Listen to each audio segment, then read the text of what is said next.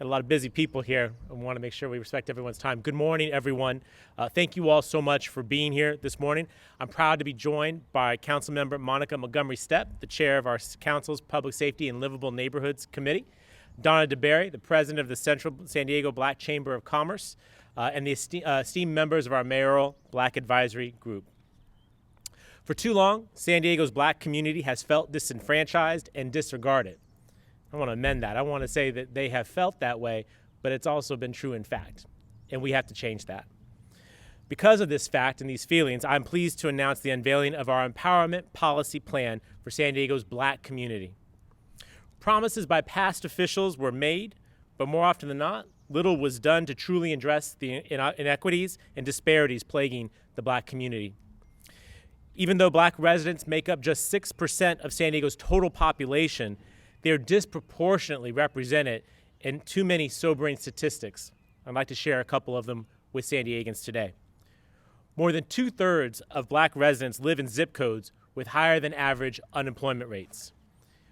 1 in 5 of our unsheltered and 1 in 3 of our sheltered homeless population are Black. And Black residents are twice as likely to be hospitalized and die from COVID-19 than their white peers. These 3 statistics alone illustrate the great deal of work that must be done to address these inequities. Because let's be clear, this is about structural situations within our community that have made these outcomes necessary. It has nothing to do with the individuals we're talking about, the community we're talking about, a strong, resilient, proud community. It is one that has too often been held back by the city and the policies that we have here, and we need to change that. And today, that's what we're here to do. To say to our Black community clearly that your concerns are our city's concerns. Your concerns are my concerns.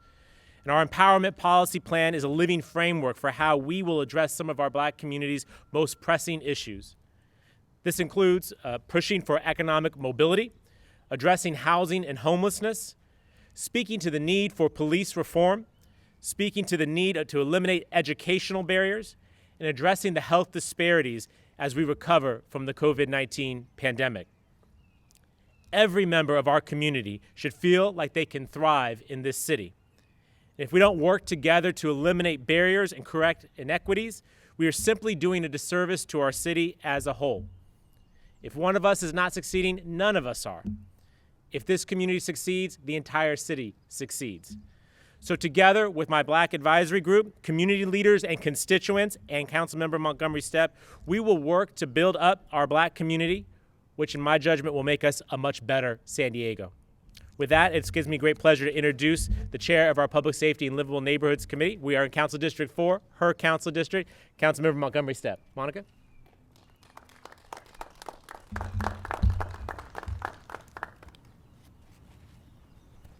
Thank you so much, Mr. Mayor. It's truly been an honor working with you on this. And I thank all of you for being here today. I am Councilmember Monica Montgomery Stepp, Chair of the Public Safety and Livable Neighborhoods Committee within the City of San Diego. Welcome to the heart of the 4th Council District. This year, we've seen county leaders across the state, from Sacramento to San Diego, declare racism a public health crisis. For far too long, we have seen the devastating impacts of systemic racism on the Black community in housing, in police practices, environmental injustices, and a lack of access to quality health and educational resources. We know that we have policies on the books that unfairly target and hold Black people back from the promise of economic opportunity, from cannabis inequities to redlining to racial profiling, and on and on. For a Black person, racism is manifested in our daily lives, from microaggressions to overt expressions. We are told we aren't qualified as we work twice as hard to be treated less than equal. We are faced with erasure when a Black person's meaningful contributions are stolen, erased, while the credit and profit are given to others for the Black person's ideas, creations, and intellectual property. We have a long history of erasure in this country. We are faced with blatant and egregious injustices, as we have seen across the nation, including what happened to George Floyd and countless others who we have memorialized with social media hashtags. Our governmental entities have intentionally disinvested in historically Black communities. We are living with the results of having decades of taxation without true representation. We know that representation matters. Today, Mayor Gloria has unveiled a policy plan for the Black community, which takes a crucial step in amplifying the decades-long efforts of many local community activists, advocates, and allies in the movement to dismantle these policies in our region that have harmed Black people. This is an extremely important step today. And I'm confident that we will continue to do our own work. As I've been saying from day one at City Hall, these are also matters of the heart. We must sit through our personal discomfort to effectuate change and have the hard conversations around systemic racism.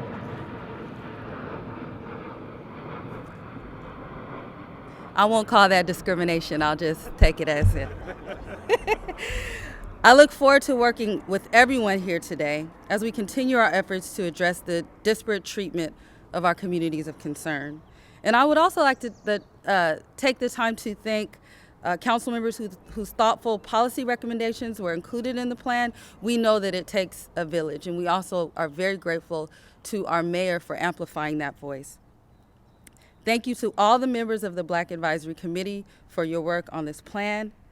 Thank you, Ellen Nash, Bishop Fletcher, Donna DeBerry, everyone. I could go on and on naming folks who have contributed to this movement, especially here in San Diego.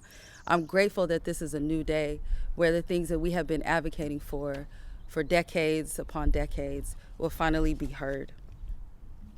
And with that, I want to introduce Donna DeBerry, President and CEO of the Central Black Chamber of Commerce here in San Diego. Donna, I want to thank you and the Black Chamber for your hard work this past year to be a lifeline for Black businesses by helping them to navigate the terrain of moving operations outdoors to stay afloat as the pandemic raged. Thank you so much. Look forward to hearing what you have to say. Thank you, everyone, and thank you, Mr. Mayor.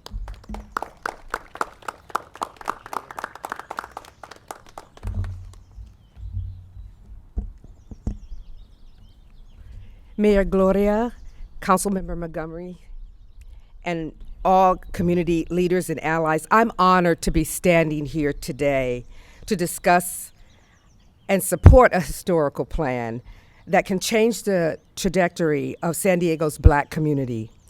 Our mission and goal at the Central San Diego Black Chamber of Commerce is to create generational wealth and to build an equitable, healthy, and resilient Black community for the generations to come.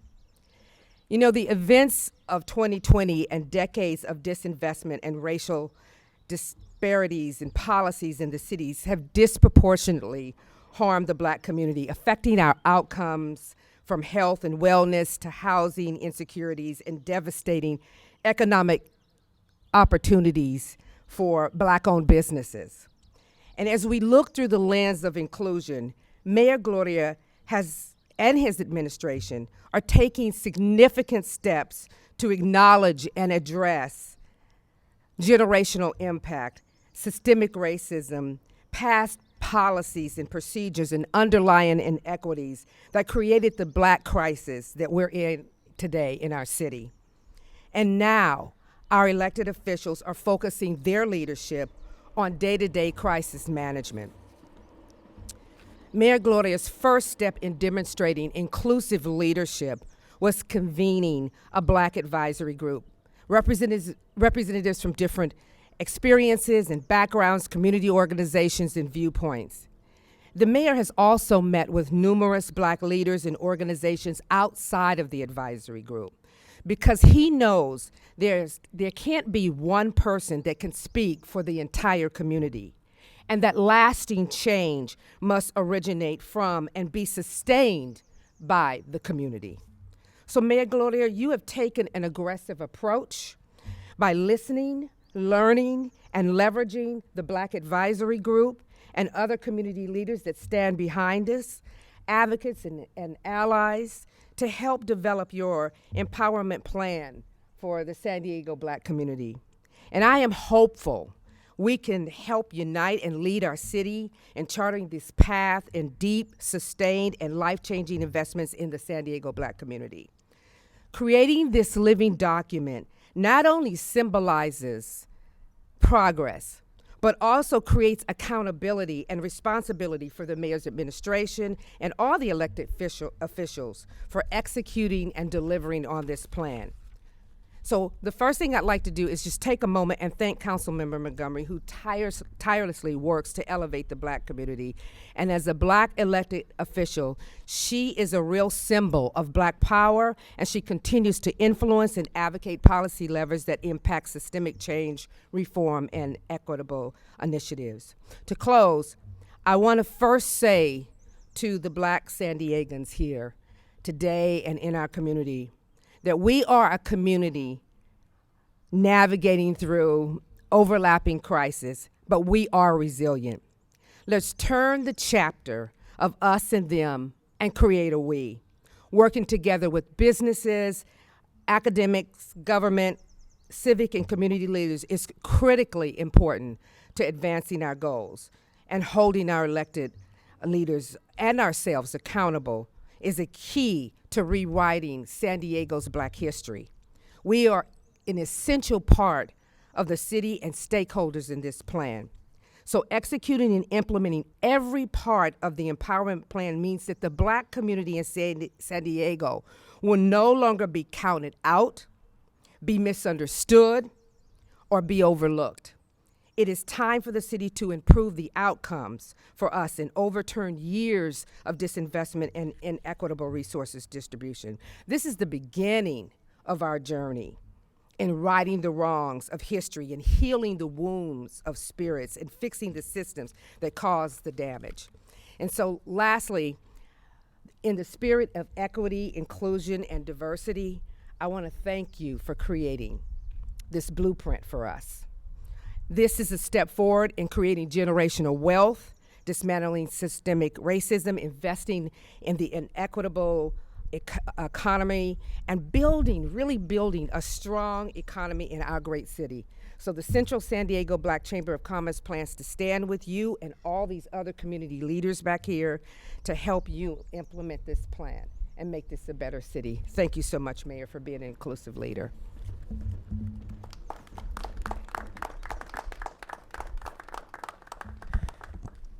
Thank you, Donna. This is a good time for me to point out to folks that the Black Chamber has done incredible work during this pandemic to raise millions of dollars to invest in Black-owned businesses that have struggled during the pandemic, to leverage them in the broader community to help even more businesses. Donna, under your leadership and with your board, you've done incredible work, and we look forward to making sure we continue on this path of investment, because we recognize that simply moving into the orange tier or eliminating the tier system does not mean all is back to good. We're going to have to continue to work closely to make sure Black businesses can thrive in this economy. I want to thank every member of the Black Advisory Committee that is behind me, all of whom have been critical to providing feedback and input to create a document that may be mine, but is really ours, right? That it's involved and has input from everyone in the community to talk about what is possible. And that's where I just want to perhaps end with. Councilmember Montgomery also mentioned the involvement of council members, not just Councilmember Montgomery Stepp, but other council members. We have the political will to do this. Folks recognize that for too long this issue has not been addressed, and because you can't in one day undo centuries worth of prejudice and disinvestment and structural racism, is no reason not to take the step today. And that's what we're saying, is that we can take these steps. And in this plan, these are measurable and enforceable steps that we can take. In fact, some have already happened. I would point out that we are currently recruiting for the head of the Office of Race and Equity, initiative of the Councilmember Montgomery Stepp. We look forward to filling that position shortly. We have begun a climate equity fund to recognizing that climate change is going to impact neighborhoods like District 4 first and worst. And as a consequence, we should take our limited resources and devote them in the communities where this will happen. That has been established, and now we must fund it. We have taken other preliminary steps that are important. The next biggest set of steps, and these folks are welcome to hold me accountable, is in our city budget that will be introduced on Thursday. And you'll see a number of initiatives really aimed at this community and communities of color, as well as the communities where we see concentrations of this community that, again, has been too long overlooked. Listen, we have a lot of work to do. But as I mentioned, I think we have the political will. We have the organization, the community represented by the nonprofit organizations, businesses, faith organizations who are here, and we can get something done here. And my goal for everything really in this city is to make sure that we're leading when it comes to issues. I know this is a difficult one. Councilman Montgomery Stepp knows better than anybody about how much work this is going to take. But you hear a council and a mayor who are committed to doing this work, laying out a plan that we can be held accountable for, and we're going to start doing this work. We have been doing the work. We're going to do a lot more on Thursday, and we'll have more to come in the weeks and months and years ahead. The goal ultimately is to create a city that works for all of us. And we recognize that for too long in our black community here in San Diego, the city has not worked for them. So we're about trying to intentionally change that, to really create a message that says that if you're willing to work hard and play by the rules, there'll be a place for you here in San Diego. I recognize for a long time, for a lot of people, they don't feel that way. Well, that changes. That ends here today. And we're going to do the work to get this done. So I welcome every San Diegan from every neighborhood and every walk of life, because again, if any part of our community is hurting, then we're all hurting. And so we need to make this intentional investment. We need to lead forward on this initiative and actually get this work done. Doing so will make us a stronger city. It'll make us a better city. It'll be a city that other cities look to replicate in their own community where they have their own needs. And we'll move our city forward and be proud in doing so. So again, thank you to the members of the advisory committee who are here. Thank you, Councilmember Montgomery Stepp. Thank you to every member of the city council who are standing with us on this effort. I'm really proud of what we're doing here today, but I'll be a lot prouder when we get a lot more of the items on this policy list checked off and accomplished, because that will mean more people are enfranchised in this community, more people are empowered in this community, more people will see a future for themselves here in this great city. Thank you all for being here today. All of us are here to answer any questions folks have individually. Thank you all very much.